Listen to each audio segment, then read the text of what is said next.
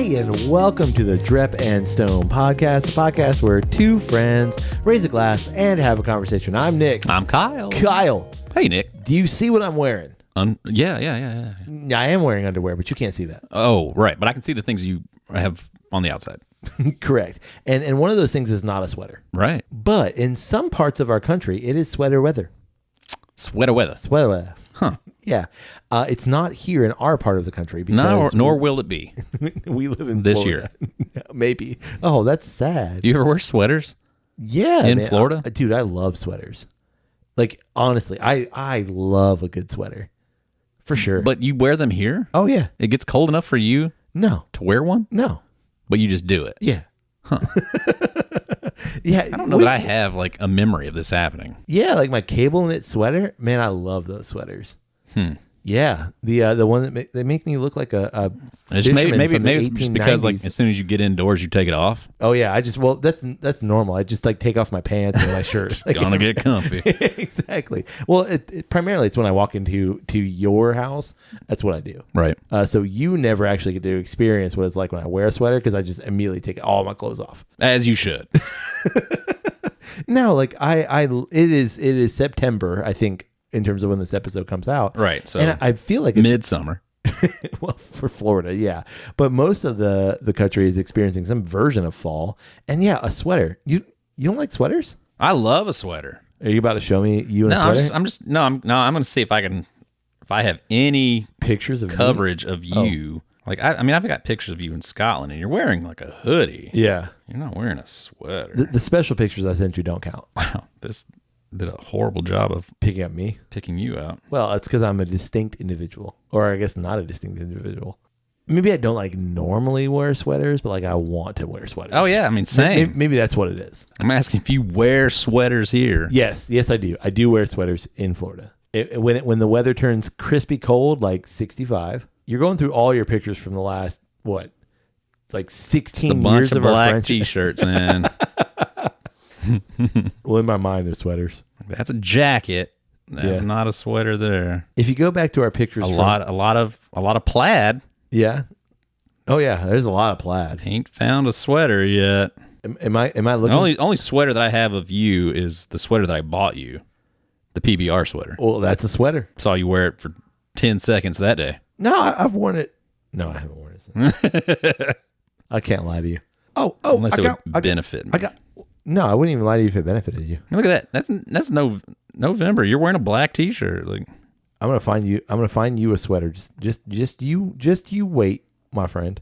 I will find you a sweater. what were you wearing January? Oh, January? Yeah, gray T-shirt.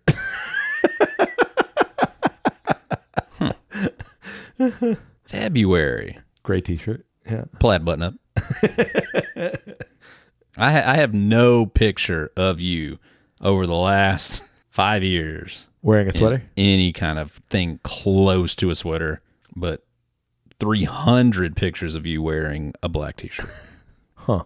Maybe all I wear is black t-shirt. Maybe I'd like to wear a sweater. Maybe it's when December 2021, plaid button up. I don't have that shirt anymore. January 4th, we're outside. Uh-huh. What am I wearing? Black t-shirt? Black T-shirt. Drinking some Jepson's Malort. Hold on. I'm going to find you one. Good luck. Scotland. Black t-shirt. Oh, that's a blue t-shirt. Huh. You might be right. Okay. So like in general, I guess I don't wear sweaters. Huh. Like, I mean, I agree with you on this concept. I too enjoy a sweater. I don't wear them if ever. Like, I'm to the point of like, I don't even know if I have a sweater that I could put on. Yeah. What I would consider a sweater anyway. Like, I've got some pullovers. It's not really a sweater though. Okay. Does a picture of me exist in a sweater? Couldn't find one. Do I wear sweaters? Yes. But I'm Fair enough. I'm gonna tell you, it's not like your standard sweater. It's like a cable knit sweater. It's a very specific kind of sweater. Yeah. That's what I like. I Fisherman sweater. Correct. Like I want to look, you know that like iconic image of Ernest Hemingway? Yeah. In my mind, that's what I look like. Yeah. That's not what I look like, but that's what I want to have looked like when I look like that. When you're wearing that sweater. Correct. Sure. All that to say. How many sweaters do you own? 3. Yeah. How many sweaters do you own? No. That 4. I wear 4. Like 0.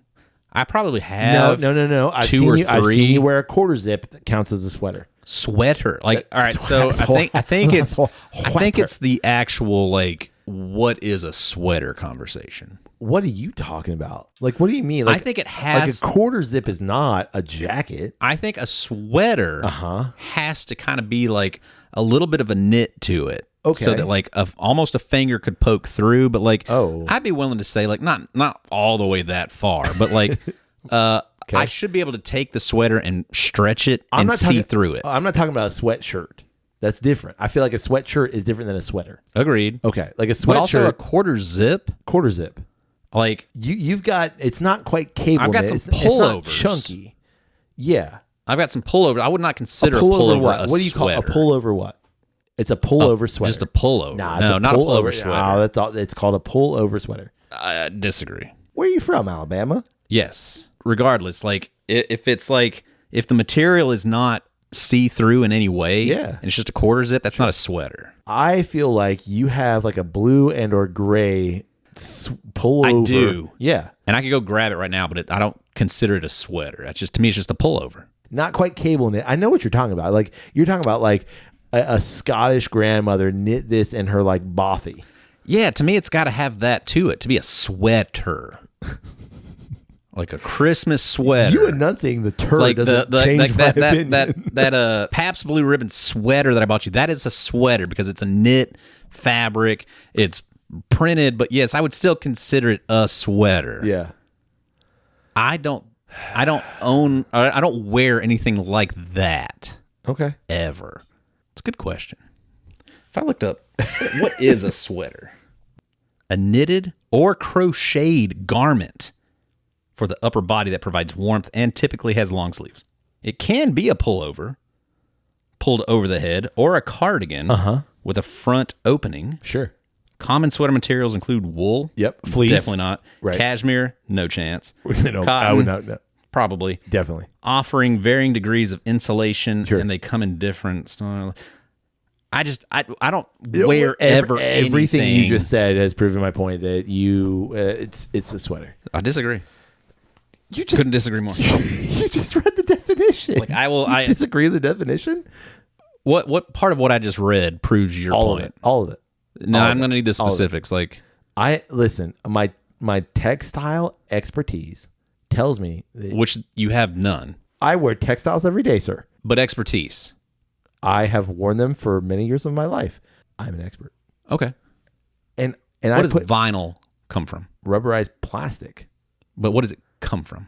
How do you get it? How do you make it? There are little rubberized plastic pellets that then you put into a press. That press is then heated, and the heat press then is what makes the grooves within that vinyl. Is that what you're talking about? That kind of vinyl? Like record vinyl? No. Oh. Like vinyl that you wear. What? What are you doing wearing vinyl? Like That's what you just said. I didn't say vinyl. You said vinyl. I didn't say vinyl. You said vinyl. You said you were the textile expertise. Yeah, I didn't bring up vinyl. You brought up vinyl. But vinyl is a textile. You wear vinyl. Who wears vinyl? I mean, it was very popular in the 80s. Windsuits.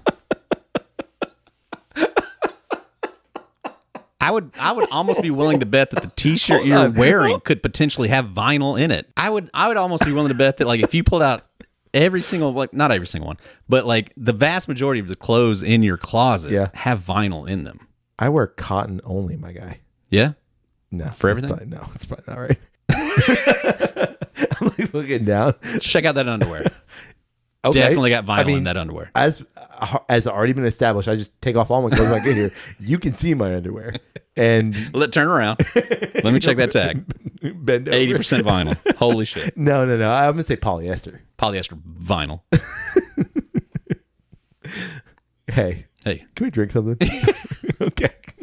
You know what I got? What you got? I got a bottle of whiskey. I enjoy those words you just said. When was your last whiskey? I had one about a week ago. I like I said in our previous episode last week, like I haven't been drinking a whole lot, but I did have a bit of a Zoom kind of meeting, and I was like, I need a pour to get through this thing. So what was the meeting? It was like I'm a part of a historical group, and the meeting was one that was like, I think it's about Scotland, this historical group. So like, I'm Were you sitting in the man cave, Yeah, for sure. and you were just like, you know what? It's right there. Yeah, it's 100%. Yeah, just gonna reach. That's exactly it. Out of frame. Absolutely, that's what I did. And you know what I had? I had the. I'm trying to get through that Ardbeg Spectacular. Yeah. Because it's not. So that's what I had. That Ardbeg not spectacular. Correct. Yeah. So that's what I was drinking. Fair enough. So not too long ago. What about you? I've gotten to the point that I don't really drink a lot of whiskey at night. Yeah. If I'm at home and I'm muddling around the house doing things, I don't mind a little pour of whiskey middle of the day. Oh, okay. Like 1, 2 o'clock. Well, you have just a kind of sip on it that allows you to yeah, do for that. sure. Yeah. If just on my off days and things like that. Correct. Rarely do I come home at night after working and want whiskey. Okay.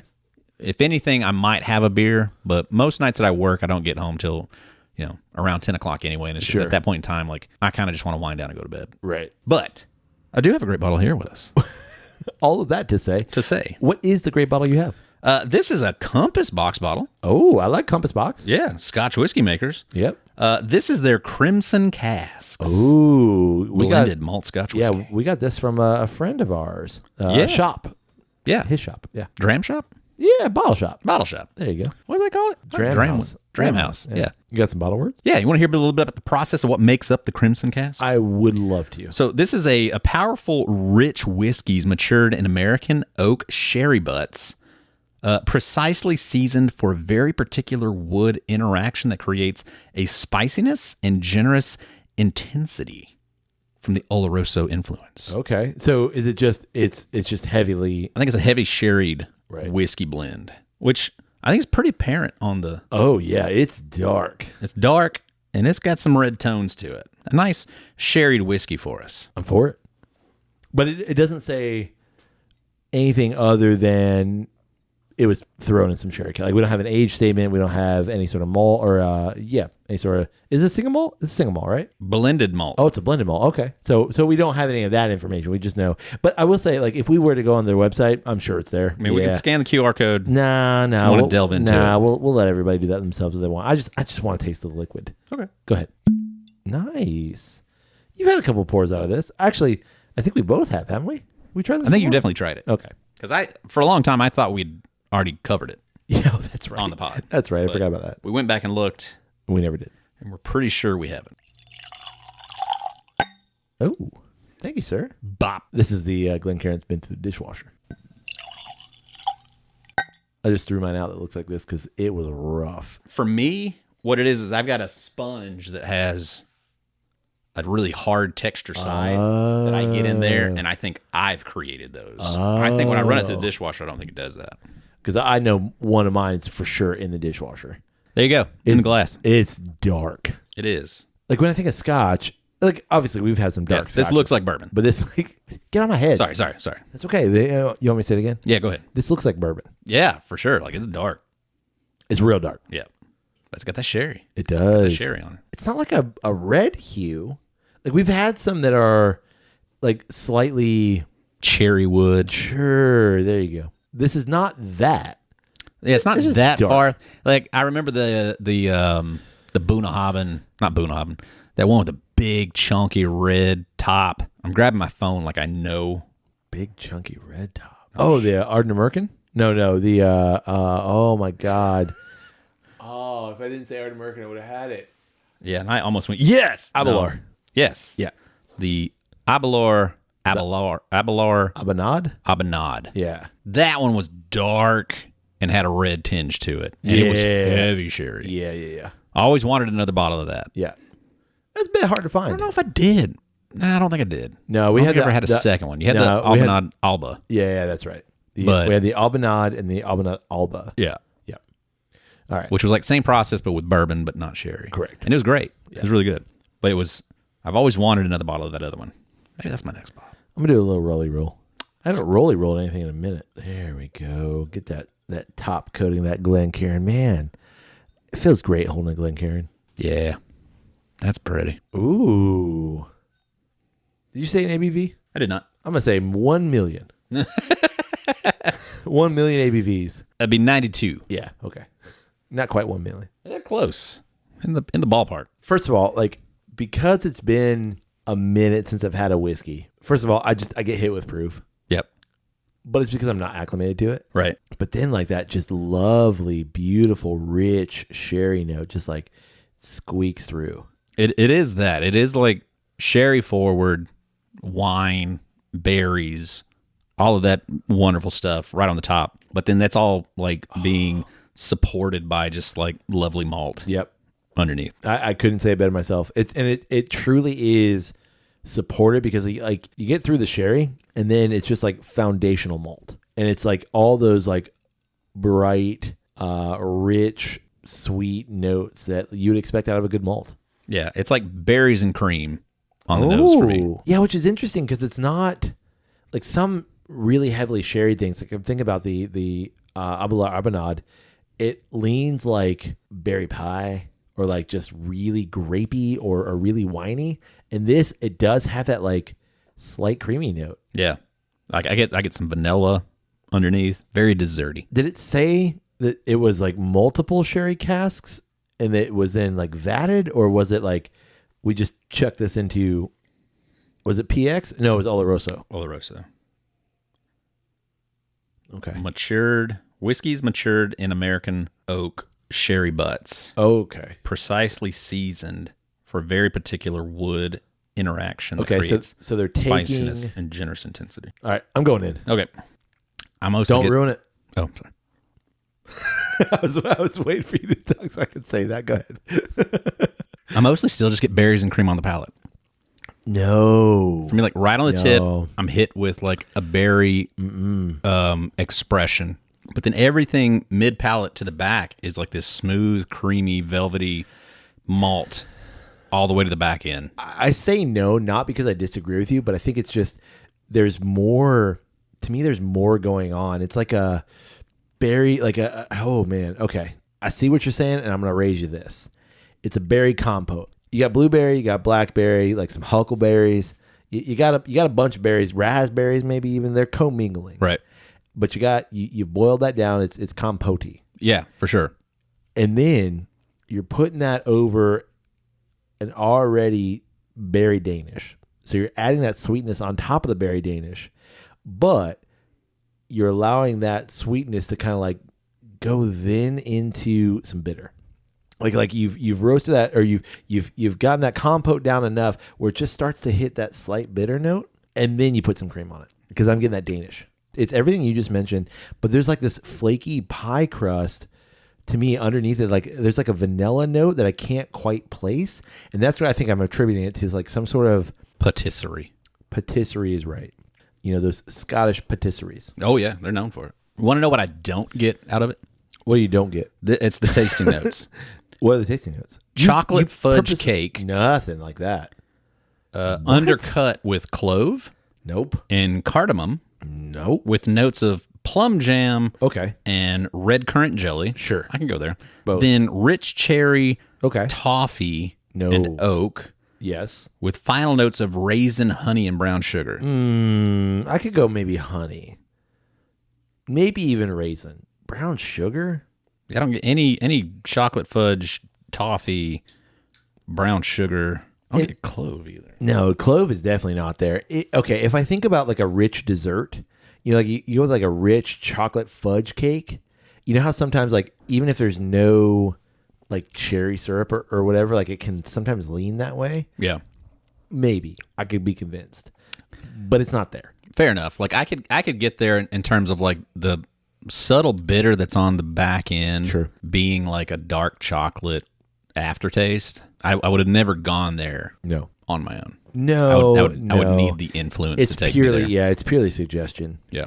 I do get the plummy, jammy notes. Those are absolutely there.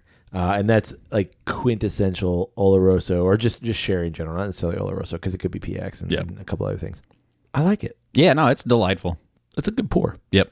That might be one of my favorite Compass Box I've had. Like I really love that artist blend. That artist blend I think was really good. Oh yeah, dude. That'd be another one. Like I would buy another bottle of that. Yeah. It was only like $40. Yeah. Like I would absolutely get another one of those, and it was delicious. I know that we've both had hedonism. We've not had a bottle, but we've both tried it. Like that's fantastic. Yeah. It's just so damn expensive. Yeah.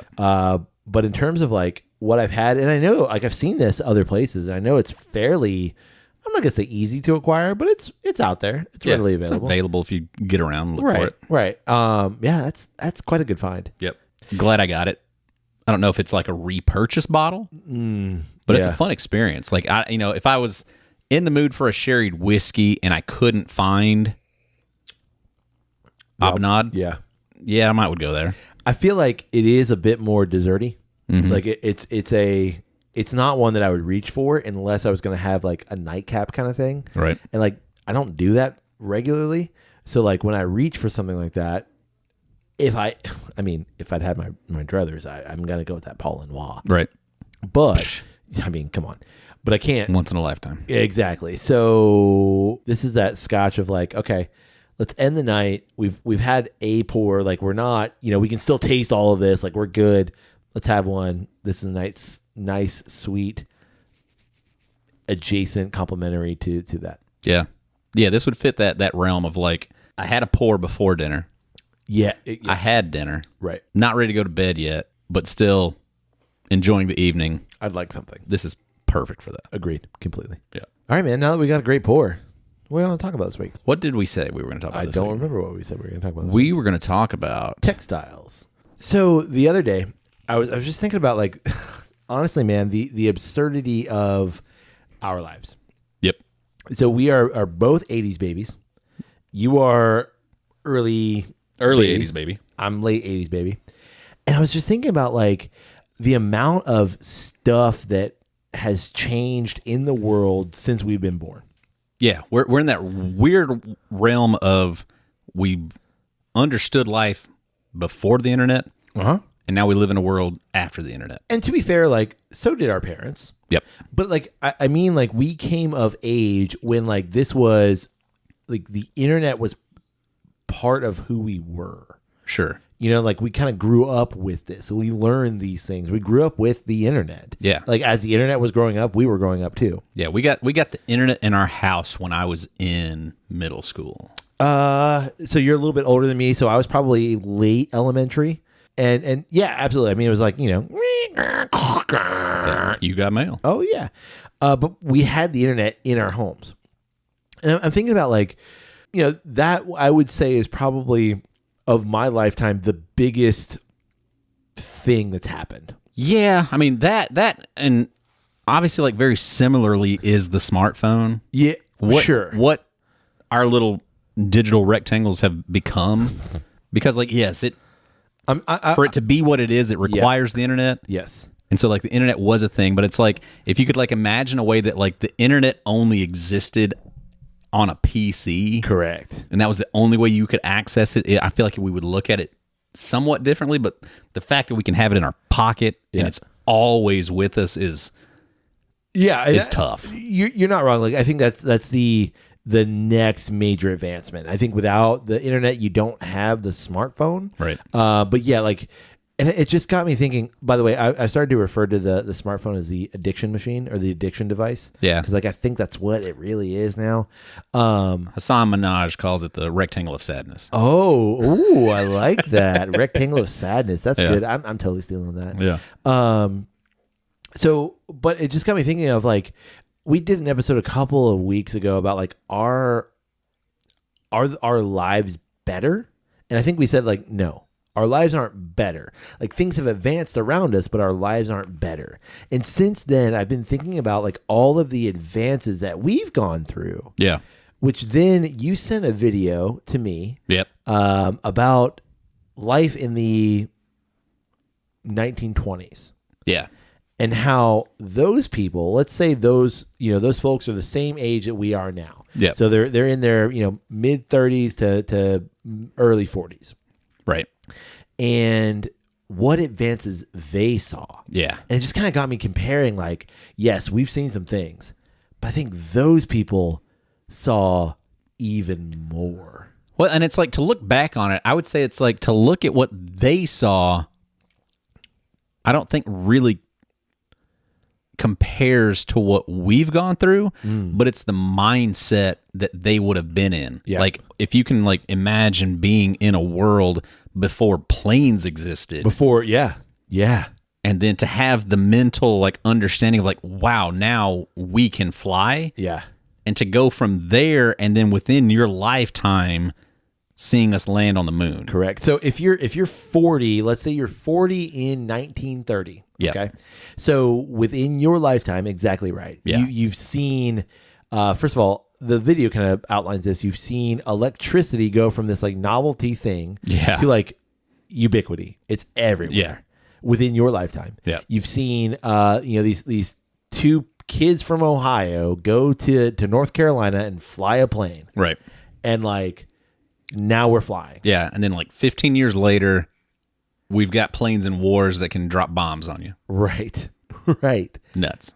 Insane. And then 15 years after that, we have a version of air travel. Commercial flights. Yeah, commercial flight. And like now we have planes that can go hundreds of miles an hour. Yeah. And then break the sound barrier. And can, fire little tiny bombs from it. And you can send, you go from, I recognize telegraphs existed before, 1900. Right. But you go from telegraphs to now telephones and to now like we can call someone fairly easily. You go from not having movies to now like our movies are short and you have to go to a theater to then movies are on this little box in your home. Right. Yeah. And to like go from not having a car. Yeah. Like cars don't exist to now cars exist and they're slowly replacing horses to now there are very few horses. Cars are everywhere. Yeah. And that was like a short time period. Oh yeah. Like a 10-year period. Yeah. Like insane. Yeah. And just advances like that. And I'm like, yes, we've seen advances, but those were leaps and bounds advances where like, I don't even understand how anyone could have kept up with that. And you're saying that is more impressive than what we've gone through. Ooh. Is that what you're saying? I don't know. I mean, agreed. I think for the individual, for the person living in that time period, it is bananas. But I think it's also like to look at ours. Yeah. And like, try to have conversations with my kids about like how stuff was different when I was little. Like I just made a trip back home and I specifically took a VCR with me because I knew my mom had a bunch of home videotapes and this was stuff that my kids had never seen. And like, I've been meaning to do it several times and just always forgot to grab the VCR because it's in a weird spot in the garage. And like, it was just never in my mind. Oh yeah, don't forget to grab the VCR. But I did it this time. I took the VCR and then it took me and my mom 2 days of hunting for these videotapes, these VHS tapes. I knew they were there. I know I had seen them before, but we could not locate them. And then we finally did. And we put those things in and incredible experience to get to like show my kids this was me when I was little. That's so cool. And for them to get to see my dad, who they have no, there's just, there's no digital video of my dad because like he died right as video on your phone and stuff like that was coming into the thing. So like this is their first time hearing his voice, and it's first time I'm hearing his voice in a long time. I bet you like chills. It was weird. It was crazy. But it's that kind of a thing of like to see where we've gone, of the things that we've gone through in terms of the internet and your little rectangle of sadness. And just how that changes things has changed for us. Yeah. In comparison for the individual that was like born in the 1800s and lived through most of the 1900s, it's hard to compare. But like I would agree that I think that like for both, it's nuts. But when you go past that, it's like that didn't exist for so long. Like, what was the great advancement that happened that changed you like that? Like printing press and things like that. Yeah, like maybe? That would have done it for sure. Like the wheel and okay. Agriculture. but I can't imagine agriculture was like boom and now it's everywhere. Kind of like the internet was, or like flying planes would have been. Okay, I want to answer your question. Like, do I think one is better than the other? The short answer is no. I think they are very closely aligned, but I think they're different. And the difference lies in how those things have reshaped who we are fundamentally. And here's what I mean. I think, let's say our parents, grandparents, and great-grandparents, anyone born 1880s to mid 1940s, okay? Give or take. All of those advancements, yes, were huge, but we're all experiencing them at roughly the same time, and they're actually kind of drawing us closer together. You know what I mean? Like there are things that are making our lives easier and making us actually closer with people. We can call people, we can drive to people, like things become easier. And so the advancements that we experienced initially were that, or were kind of promised as that, but ultimately they make us further apart. Yeah. They make us more insular. They make us more separate from society. And so that's the big difference in those advancements. I don't think one is better or worse per se. I think it's just the way those have affected us are really different. Yeah, that's great. That's really good. Thank you.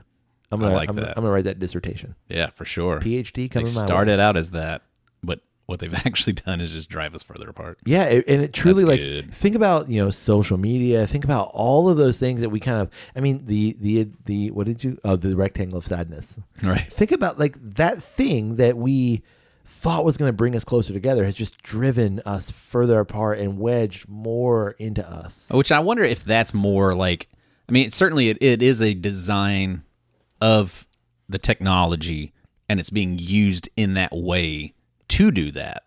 But I wonder if just like as a species, if eventually we'll get past that and like be a bit of a wave of like, you know what, like it'll just take a few more generations to us to realize, you know what, we are all just humans. Yeah. And be able to get past this differences thing, because like we're still coming from a time period of we're very different. Like we can almost touch time periods where it's like, oh yeah, no, like you can't be a part of me. Right. We are separate. To getting to a point in a few generations where it's like, no, man, humanity's humanity. We're all people.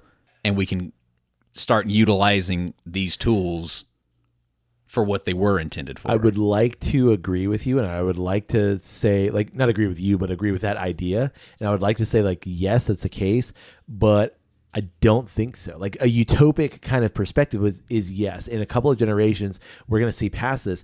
But just how fast things have changed since the great-grandfathers and grandmothers from again, the 1880s or so, like how fast those advancements have happened, that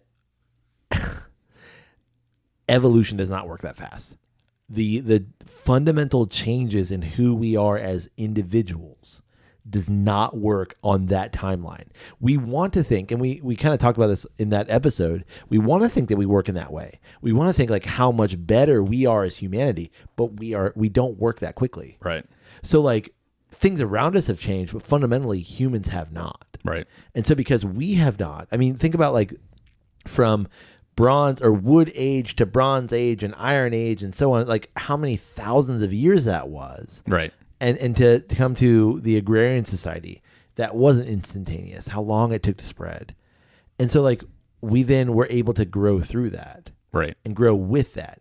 But now things are so rapidly changing. And I think that's the big difference too, is that they are rapidly changing, but those changes are accessible to everyone. Exactly. Like exactly. In the realm of like being the person that existed before flight and then seeing somebody land on the moon. Yeah. Like my dad lived within that time period. Yep.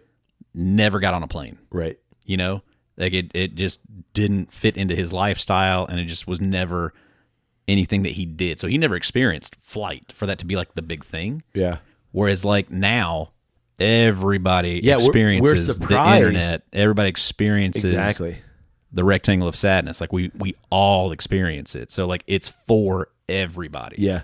Like there's no, I'm sure we'll figure out a way to like have, I guess it's like, speed. the speed at which you can access it. I don't know. But it's so much more universal than those changes were then, where it was still kind of like slower to be accessible to the masses. Whereas now it's like, oh yeah, that new thing happens tomorrow. Pretty much everybody can experience it tomorrow. You don't have to look any further than the way information spreads. How within, an event can occur and within minutes. Yeah. Everybody has access to it. And not just like everybody in your general, town or state, but in the world can look at that thing. Yeah. Any small event is now a worldwide event. Correct. If it's a big enough of a thing. Yeah. And like, I can't, like we grew up in an age where like the stupid things that we did were just for those people that saw them. Yeah. You know what I mean? And the stories that you told about it. Right. Exactly. And like those stories, they could be fabricated, they could change, they could be, whatever. But like now, the stupid things that happen and that people do, it's for everybody. Yeah. And like we can't fathom that. Right. The same as like, maybe even like the scenario of your dad. Like your dad couldn't fathom really taking a plane ride to Europe is just easy. Right. Not a big deal. Right. Whereas like we look at it and go like, yeah, it's not a big deal. Like the biggest deal is the expense and maybe I guess some time, but it's not a big deal. Right. Like I mean, you just need to plan it out. Yeah. Like just use the internet. How many times exactly? How many times have we done it in the last couple of years? Yeah. Yeah. But like, could we have done that in the early 90s? Like, yeah, without the internet? I've explained like that, traveling before the internet, like we never went to places that we didn't know how to move around in that space. Right. Because you don't know what's the good part of town, what's the bad part of town, where's the hotel that you're looking for. Like hell, you don't even know how to get from the airport to the town. Yeah. I mean, you could, assumingly use the road signs and stuff and eventually get there, but like it just wasn't anything that we ever did. So we only went to the places that we knew. Exactly. Same beach, same town in Georgia, same town in Tennessee. Like we did what we knew and knew how to do. Yeah. But we never tried to go to St. Louis because we don't know St. Louis. Nobody ever went there. So like we don't know how to go do that. Yeah. What do we do when we get there? We don't know. We have no idea. Like I have no idea. Like it was such a different time period. You had to know how to do the thing. Yeah. I mean, you could have reached out to like a travel agent. They could have helped you figure that out. But like, that's also kind of more of a hoity-toity kind of thing. Like we don't have money to hire a travel agent kind of person. But I think like also it becomes too like accessibility of information. And I think that is the positive of how much information exists. And like current information. Right. Yeah. I mean like, how many times have you and I fixed something in our house or our cars? Like I was never taught to do that stuff. Right. Yeah. But like through the power of the internet, I can do it. And like to varying degrees of success. Right. I can probably figure it out. So like, I think that's a positive, but then also like, am I really fixing it? You know what I mean? Like, am I just band-aiding it? Right. So I'm going to say what we said in a prior episode. I think we are absolutely better in terms of like better off, but I don't think we're better. Oh yeah. Yeah. We're living like kings of 100 years ago, or more so. But I don't think we're better people. And I'm going to say, and I think it's this. It's because we don't have the understanding of what it was like, and that's something that someone who came of age, into their 30s and 40s in the 1920s had. They knew that this was legitimately better because they knew what it was like to, the shitter's outside, right? And it's cold. And it's cold, and like, what am I gonna do? Yeah. And the heat in the house works, Whereas like now the internet goes out for 5 minutes, and we're like, what the hell? Yeah. Yeah. And so, yeah, AC goes out, and it's like, fuck this. Call some dude. Yeah. Get him over here ASAP. Yeah, we used to not have AC. Who lived in Florida before AC? Why would you do that? Surely nobody. Just a desolate wasteland before couldn't 1960. Be inhabited. It's like Mars. Till we figure it out, man. We can't go down there. A bunch of gators and mosquitoes down there. You don't want to go Might down as well there. be Australia. I saw that on a sign the other day, actually. Florida, like Australia in the 1880s. Or wait, hold on. Florida in the 1880s. It's like Australia in 2025. Something like that. Okay, I was driving really quickly. Yeah, it's quick. You know what I mean? Like you gotta read fast, and For sure. I don't read so fast. Not true. On that note, you got anything else? No, it's fun to contemplate. It really is. Because like I've always just had that mindset of like, there's no way that like anybody else's experience change like this, like what we've seen, and to put yourself in that place of what that person would have experienced over a lifetime is absolutely wild. Oh yeah. And would be incredible that like you saw that amount of change, because before that, what is it? Yeah, that would be that monumental. It's not that scale for sure. It's not on that and scale. again, and accessible to anybody that wants to experience it. Exactly. Yeah, I mean it's cool. It's a fun thought process. I still think it's wrong. I still think what we're experiencing is by far more. I mean, it's because we're experiencing it. But if we were to talk to our we're experiencing exactly, that's what I'm saying. Like if we were to talk to our ancestors from the 20s, they'd have been like, "No, y'all wrong." But my ancestors wouldn't have had access to that stuff. It would be more just like, yeah, that stuff exists now, and I can't really. Oh, I see. Yeah, tangibly experience it. Right. I just understand that it exists now. Like they never lived in an area that got bombed, and like so just like their understanding of it is just that like mentally I understand that it's out there. Right. Our experience, it's like no, like we are tangibly experiencing all of these things all the time. Right. And so I just think it's different in that way, and just because the masses are experiencing it. Yeah. Yeah. I'm with you. On that note, did you finish yours? I did. Yeah. did. My glass is empty, and Great pour. Yeah, it was a great pour and a great conversation. Agreed. Well, we'd love to know, what do you think about Compass Box Crimson Casks? Yeah. Have you had that expression? And if you haven't, what is your favorite Compass Box expression? Yeah, which one should you send us to try? Man, they've got 2 dozen of them. Yeah, easy. So many. We also love to know, what do you think about the idea that we are living in the time of greatest change? Do you feel that way? Or do you think it exists in another time period? Yeah. Maybe reach back and ask your great-grandpappy what he thought about it. And is it more likely that it continues on? So that like that's a good the question. next generation, they're going to look back at ours and be like, oh, wow, you got the internet. Yeah. Cool. But like it absolutely changes everything when we could start, teleporting people. Man, I'd like to be beamed up. Right? Beam me up, Scotty. Yeah, break me down into like digital bits and then reform me over there. Are you the same person when you get reformed? That's a good question. Or like, are your atoms like now just you're a completely different person? But if that is then a part of our experience, Correct. then like we're still winning. Right. It's gonna have to be like, what's the next? Like, it's immortality. all right. It's immortality. Oh boy, I don't. But then nothing changes I don't past know. that. I don't know. Because then we all get to interested. I'm experience not it because we're interested in that. immortal. Yeah, I'm not interested. Me neither. You can get in touch with us through email. It's drepandstone@gmail.com. You can also get in touch with us through social media. Yeah, it's always one word, Drep and Stone. DREP and Stone. Come find us on that social media and we'll socialize some media at you. Directly into your eye holes. Yeah, right from that rectangle of sadness.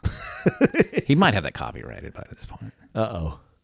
Sorry, Hassan. Do we owe him money? We've said it a couple times. I don't think so. If we owe you money, just get with our people get with your people, and they'll hash it out. We'll take it all. We'll take care of it. Yeah, for sure. And the way that we're going to do that is through our Patreon subscriptions. Right. And you can help support the podcast through Patreon. That's patreon.com/drepandstone. Good point. Thank you. Yeah. You can also support the podcast by rating Drep and Stone wherever it is. You get great podcasts like this one. And finally, Kyle. Yeah, Nick. You can tell someone about the podcast. I could. I don't know why I haven't done it yet, but you're right. I should do that. You can dress yourself in vinyl because why? But sure, you can dress yourself in. You can dress yourself in a vinyl sweater if you'd like. Corduroy, even. That's a whole nother fabric, bud. I know, but I'm saying like you could do it. You could dress yourself in corduroy. Yeah. No. Had you thought about that? I would never think about that because in every movie. Have you ever owned corduroy? No. Never no, ever? That's not true. I did own a corduroy pair of pants in middle school that like barely fit me, and every time you walk, you're like zip, zip, zip. Yeah. Stupid. Especially if you're like a person like me who's like inner thighs are comfortable You with one got another. that thigh gap. No, I don't have that. Oh. Yeah, I ain't no thigh gap there. My inner thighs are comfortable with just one thigh another. friction. Yeah. So what was that sound? Yeah, you don't want to dress in something that does that all the time. I feel the same way like windbreakers. You remember those like 90s? Yeah, those 90s windbreakers that were like just vinyl. They're made of vinyl. They were cool colors, but You don't want to sound like that everywhere you Where go. they going? Yeah, I like, actually have a Christmas video, a VHS of me opening up a whole windsuit. really? Yeah, Like- windbreaker suit. Yeah, Teal and purple and like white. black, teal, and pink. Maybe. Oh, yeah. dude, you were so cool. I was set, man. You were It like was good stuff. I don't think you and I would have been friends in the '90s because like you were way cooler than me. I doubt that. No, you doubt had that. you had the That same black year, I pink- got like 3 Ninja Turtles. Yeah, you're proving my point. You didn't get Ninja Turtles? No, Huh? What'd you get? Tinja Nurtles. Yeah, Karate Kittens. I get that They Walmart. sucked. I get that Walmart special. Tinja Nurtles. Tinja Nurtles. Oh man, they were like frog-looking things. Were they like? Purple. Yeah, Why? it was unfortunate. God. Tinja Nurtles. That's the title of the episode. Get Tinja Nurtles. for Christmas. Tinja Nurtles. Damn, we need to like do something with that. That's funny. Get that copyrighted. On that note, hey buddy, Hey, buddy. may your glass overflow. And your ass never show. Hey, cheers, buddy. Cheers.